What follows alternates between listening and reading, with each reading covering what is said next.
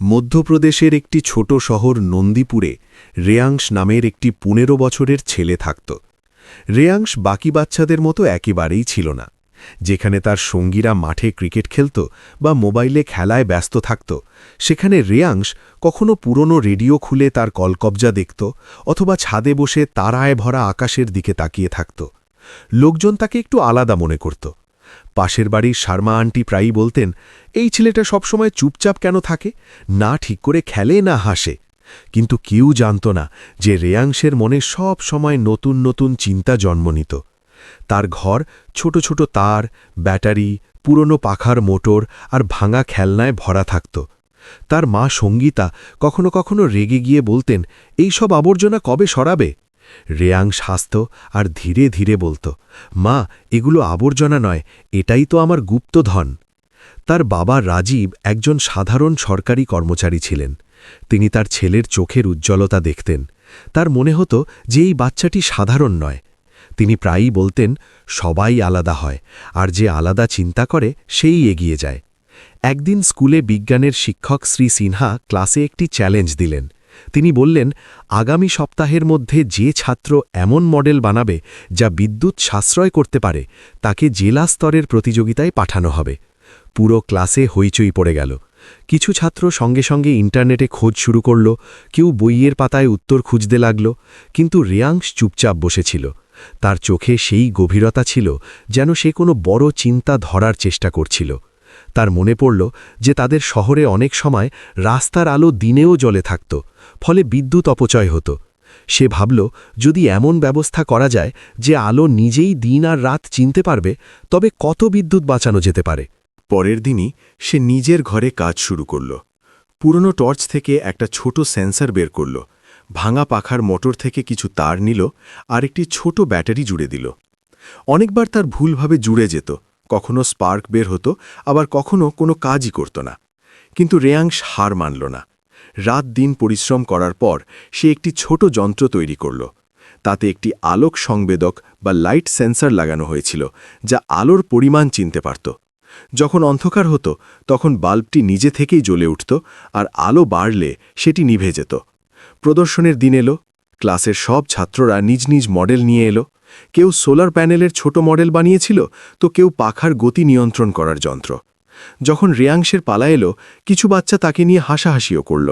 তাদের মনে হয়েছিল, এই চুপচাপ থাকা ছেলেটা আর কি করতে পারবে। রেয়াংশ শান্ত স্বরে নিজের মডেলটি টেবিলের ওপর রাখল। সে ঘরের আলো নিভিয়ে দিল। অন্ধকার হতেই তার ছোট বাল্বটি নিজে থেকেই জ্বলে উঠল। তারপর সে জানলা খুলে দিল। সূর্যের আলো ভেতরে আসতেই বাল্বটি নিজে থেকেই নিভে গেল। পুরো ক্লাস কিছুক্ষণের জন্য নিস্তব্ধ হয়ে গেল। শ্রী সিনহার চোখে গর্ব ছিল। তিনি বললেন, এটা শুধু একটা মডেল নয়, এটা একটা চিন্তা। যদি এটাকে বড় স্তরে কাজে লাগানো যায়, তবে অনেক বিদ্যুৎ বাঁচানো সম্ভব। রেয়াংশ প্রতিযোগিতার জন্য নির্বাচিত হল। সেদিন বাড়ি ফেরার সময় তার মনে যেমন আনন্দ ছিল, তেমনি একটি নতুন স্বপ্নও জন্ম নিয়েছিল। সে শুধু প্রতিযোগিতায় জিততে চাইত না, সে চাইত যেন তার এই যন্ত্র সত্যি সত্যি শহরের রাস্তায় লাগানো হয় এবং মানুষের কাজ সহজ করে দেয়। সে জানত না যে এই ছোট পরীক্ষাটি তার জীবন বদলে দিতে চলেছে। জেলা স্তরের প্রতিযোগিতায় কি হবে, মানুষ কি তার প্রতিভা বুঝতে পারবে, সেটা তো আসার সময়ই বলবে। জেলা স্তরের বিজ্ঞান প্রতিযোগিতার দিন এলো। রেয়াংশ প্রথমবার নিজের ছোট শহর নন্দীপুর থেকে বাইরে যাচ্ছিল। তার স্কুলের বাস ৭ সকালে শহরের দিকে রওনা দিল। সারা রাস্তা তার মনে উৎসাহ এবং হালকা ভয় দুই চলছিল। শহরের বিজ্ঞান কেন্দ্রটি ছিল অনেক বড়। উঁচু ইমারত, ঝকঝকে মেঝে এবং চারদিকে আলাদা আলাদা স্কুলের ছাত্ররা তাদের মডেল সাজিয়ে দাঁড়িয়েছিল। কারো কাছে দামি সরঞ্জাম ছিল, কেউ বড় বড় পোস্টার লাগিয়েছিল। রেয়াংশ নিজের সাধারণ বাক্সে রাখা মডেলটি দেখল এবং এক মুহূর্তের জন্য ভাবল, আমার এই ছোট যন্ত্রটি কি এদের সবার সামনে টিকতে পারবে? কিন্তু তখনই তার বাবার কথা মনে পড়ল। আসল শক্তি উপাদানে নয়, চিন্তায় থাকে। সে গভীর শ্বাস নিল এবং নিজের মডেলটি সাজিয়ে রাখল। প্রতিযোগিতা শুরু হল। বিচারকরা একে একে প্রতিটি মডেলের কাছে যাচ্ছিলেন। তারা প্রশ্ন করছিলেন, নোট নিচ্ছিলেন এবং এগিয়ে যাচ্ছিলেন। যখন তারা রেয়াংশের কাছে পৌঁছলেন, তারা প্রথমে তার সাধারণ মডেলটি দেখলেন। তারপর তাকে জিজ্ঞাসা করলেন, এটা কিভাবে কাজ করে। রেয়াংশ পূর্ণ আত্মবিশ্বাসের সাথে বোঝানো শুরু করল, স্যার, এতে আলোক সংবেদক লাগানো আছে।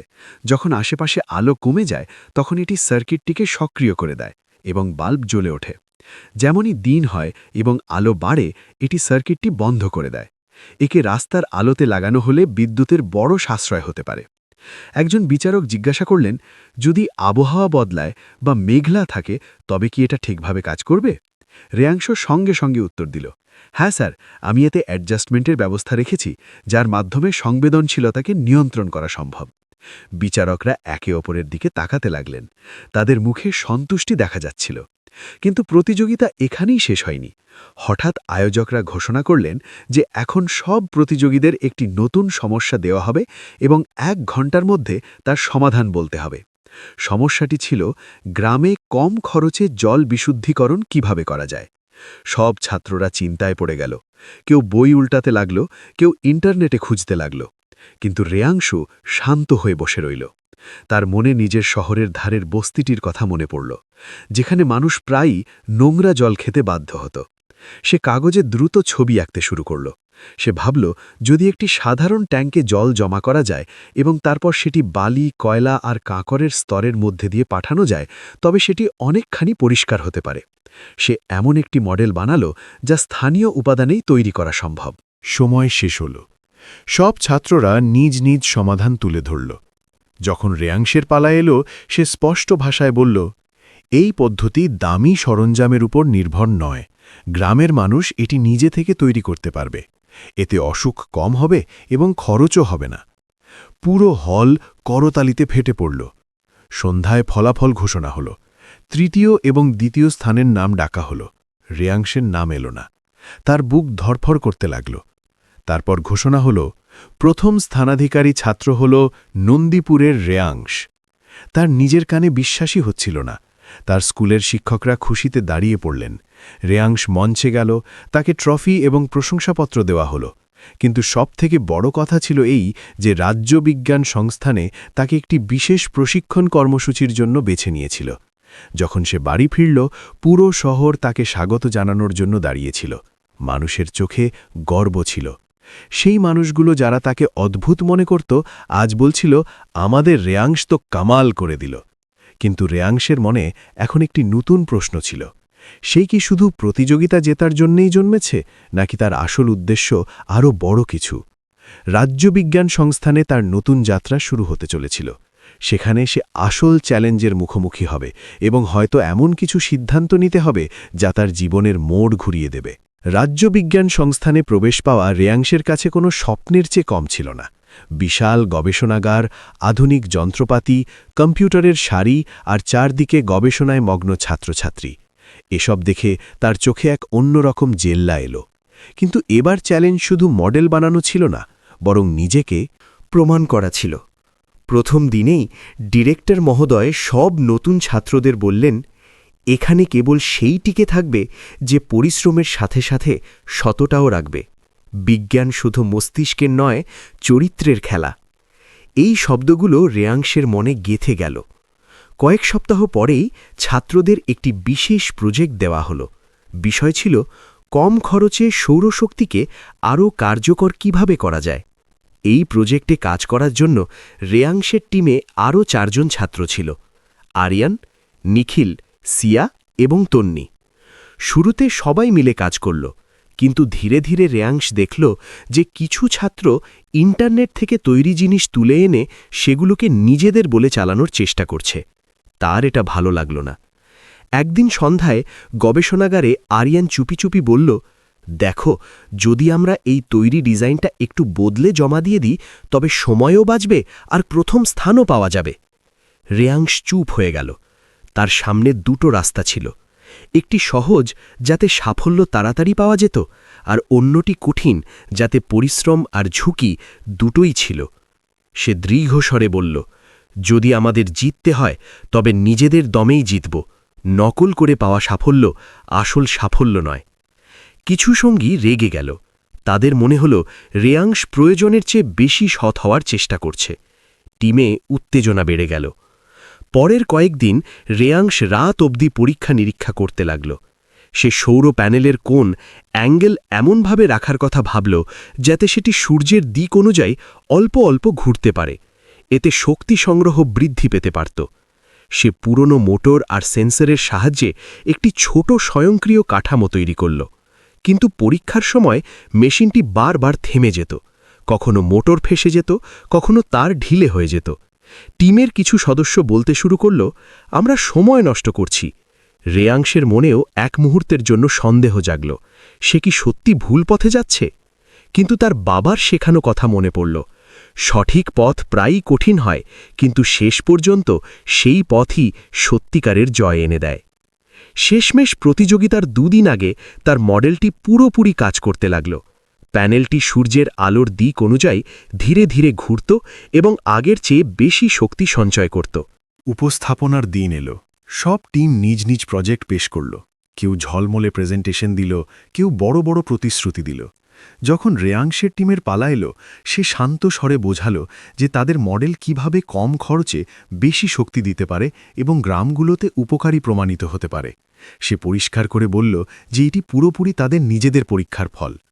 বিচারকরা মন দিয়ে পরীক্ষা করলেন। মডেলটি প্রত্যাশার চেয়ে বেশি শক্তি উৎপন্ন করল। কিন্তু আসল মোড় তখন এলো যখন একজন বিচারক প্রশ্ন করলেন, আপনারা কি কোনো বাইরের উৎস থেকেই ডিজাইন নিয়েছেন? পুরো টিমের নজর রেয়াংশের ওপর স্থির হল। রেয়াংশ দৃঢ়তার সাথে বলল, না স্যার, এটা আমাদের নিজস্ব চিন্তা। আমরা অনেকবার ব্যর্থ হয়েছি, কিন্তু হার মানিনি। কিছুক্ষণ আলোচনার পর ফলাফল ঘোষণা হল। তাদের টিম প্রথম স্থান না পেলেও তাদের সেরা মৌলিক চিন্তার বিশেষ সম্মান দেওয়া হল। আরিয়ান এবং বাকি সাথীরা যারা আগে রেগেছিল, তারা রেয়াংশের কাছে এলো। আরিয়ান বলল, যদি আমরা সহজ রাস্তা বেছে নিতাম তবে হয়তো এই সম্মান পেতাম না। তুমি ঠিক ছিলে। সেদিন রেয়াংশ বুঝল যে জিনিয়াস হওয়া মানে শুধু প্রখর বুদ্ধি নয়, আসল জিনিয়াস সেই যে সঠিক রাস্তা বেছে নেওয়ার সাহস রাখে। কিন্তু গল্প এখানেই শেষ হয়নি। সংস্থানের ডিরেক্টর তাকে নিজের অফিসে ডাকলেন। তিনি বললেন, রেয়াংশ, তোমার মধ্যে নেতৃত্বের ক্ষমতা আছে। আমরা চাই তুমি একটি বিশেষ গ্রামীণ শক্তি প্রকল্পের নেতৃত্ব দাও। এই সুযোগ অনেক বড় ছিল, কিন্তু দায়িত্ব তার থেকেও বড়। ডিরেক্টর মহোদয়ের প্রস্তাব রেয়াংশের জীবন বদলে দিল। তাকে একটি বিশেষ গ্রামীণ শক্তি প্রকল্পের নেতৃত্ব দিতে হতো। উদ্দেশ্য ছিল দূরবর্তী গ্রামগুলোতে সস্তা এবং টেকসই সৌরশক্তি পৌঁছে দেওয়া। রেয়াংশ দেরি না করে এই দায়িত্ব গ্রহণ করল। তার নিজের নন্দীপুরের কথা মনে পড়ল, যেখানে একসময় বিদ্যুতের অভাবে মানুষ কষ্টে থাকত। এখন সেই সমস্যা সমাধানের সুযোগ তার সামনে ছিল। কিছুদিনের মধ্যেই সে নিজের টিমের সাথে একটি পাহাড়ি এলাকার ছোট গ্রাম দেবগড়ে পৌঁছল। সেখানকার অবস্থা দেখে তার মন ভারাক্রান্ত হয়ে গেল। সন্ধ্যা হতেই পুরো গ্রাম অন্ধকারে ডুবে যেত। বাচ্চারা পড়তে পারত না, কৃষকরা রাতে কাজ করতে পারত না, এবং অনেক সময় অসুস্থ মানুষদের চিকিৎসার জন্য টর্চের সাহারায় থাকতে হতো। গ্রামবাসীরা প্রথমে তাদের বিশ্বাস করেনি।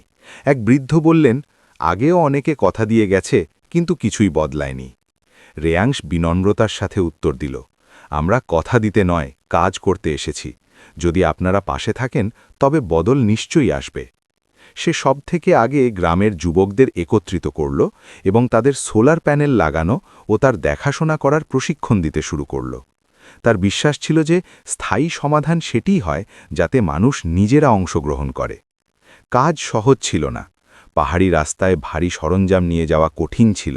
একদিন প্রবল বৃষ্টি অর্ধেক কাজ ভেস্তে গেল। কিছু প্যানেল পড়ে গেল। টিমের অনেক সদস্য হতাশ হয়ে পড়ল। কিন্তু রেয়াংশ হার মানল না। সে সবাইকে সাহস দিল, ব্যর্থতা পথ আটকাতে নয়, পথ শুধরোতে আসে। ধীরে ধীরে কাজ এগোতে লাগল। সে নিজের বানানো স্বয়ংক্রিয় সৌর প্যানেল পদ্ধতির ব্যবহার করল, যা সূর্যের দিক অনুযায়ী ঘুরতে পারত। এতে কম প্যানেলেও বেশি শক্তি পাওয়া যাচ্ছিল। প্রায় 2 মাসের পরিশ্রমের পর সেই দিনটি এসেই গেল। সন্ধ্যার সময় ছিল, পুরো গ্রাম জমা হয়েছিল। রেয়াংশ প্রধান সুইচটি টিপল। কিছু মুহূর্তের নিস্তব্ধতার পর একে একে ঘরগুলোতে বাল্ব জ্বলে উঠল। পুরো দেবগড় আলোয় ঝকমক করে উঠল। বাচ্চাদের আনন্দ দেখার মতো ছিল। তারা হাততালি দিয়ে লাফাতে লাগল। এক বৃদ্ধার চোখে জল ছিল। তিনি বললেন, বেটা, আজ আমাদের গ্রামে সত্যি সত্যি দীপাবলি চলে এলো। রেয়াংশের চোখও ভিজে এলো। সে অনুভব করল যে আসল সাফল্য ট্রফি বা প্রশংসাপত্রে থাকে না, বরং মানুষের মুখের হাসিতে থাকে। কয়েক মাসের মধ্যেই এই প্রকল্প অন্যান্য গ্রামগুলোতেও ছড়িয়ে পড়ল। রাজ্য সরকার এই মডেলটি গ্রহণ করার সিদ্ধান্ত নিল। রেয়াংশকে সম্মানিত করা হলো, কিন্তু মঞ্চে দাঁড়িয়ে সে বলল, আমি কোনো অসাধারণ ব্যক্তি নই, আমিও আপনাদের সবার মতো একটি সাধারণ ছেলে। তফাৎ শুধু এই যে আমি সমস্যাগুলোকে অভিযোগ হিসেবে না দেখে সুযোগ হিসেবে দেখেছি। অনুষ্ঠানের পর সে নন্দীপুরে ফিরে এলো। সে নিজের শহরে একটি ছোট বিজ্ঞান কেন্দ্র খুলল, যেখানে বাচ্চারা এসে পরীক্ষা নিরীক্ষা করতে পারত, প্রশ্ন করতে পারত এবং নিজেদের স্বপ্নকে রূপ দিতে পারত। একদিন একটি ছোট বাচ্চা তার কাছে এলো এবং বলল, ভাইয়া, লোকে বলে আমি অদ্ভুত, কারণ আমি আলাদা চিন্তা করি। রেয়াংশ হাসল এবং বলল, আলাদা চিন্তা করাই হলো সবথেকে বড় শক্তি, কখনো এটা ছেড়ো না। ধীরে ধীরে নন্দীপুর বদলাতে লাগল। সেখানকার বাচ্চারা এখন বড় স্বপ্ন দেখতে শুরু করেছিল। মানুষ বুঝে গিয়েছিল যে জিনিয়াস জন্মে তৈরি হয় না, তারা পরিশ্রম, সততা এবং সাহসের মাধ্যমে গড়ে ওঠে।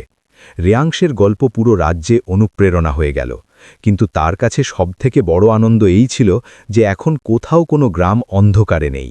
আর এইভাবে একটি শান্ত, আলাদা দেখতে ছেলেটি সত্যি সত্যি আলোর প্রতীকে পরিণত হল।